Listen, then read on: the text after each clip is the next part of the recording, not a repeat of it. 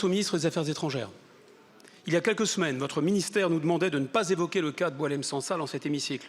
Ceci dans l'espoir d'amadouer les autorités algériennes qui le tiennent en otage. Bilan de cette diplomatie de l'apaisement pour notre compatriote cancéreux et âgé, 5 ans de prison. Alors d'ailleurs, qu'avez-vous fait à part exiger le silence? De l'aveu du député européen Bellamy, la haute représentante de l'Union européenne pour les affaires étrangères ignorait que le cas Sansal était une priorité française. Le comité de soutien à Sansal dénonce lui aussi votre inaction. Je le cite, rien n'a été fait. Rien n'a été fait non plus pour Christophe Glaise, journaliste français condamné à 7 ans pour un article sur un club de foot kabyle. Ici encore, le Quai d'Orsay a imposé le silence à sa famille depuis son arrestation en mai 2024.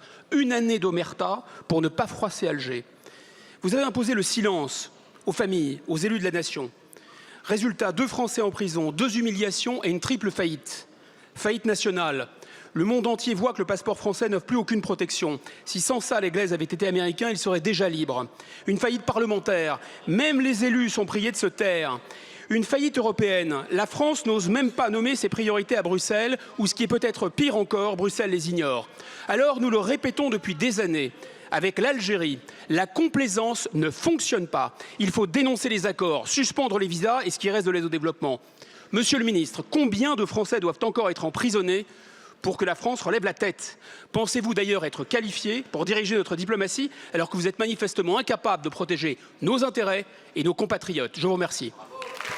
Merci beaucoup, monsieur le député. La parole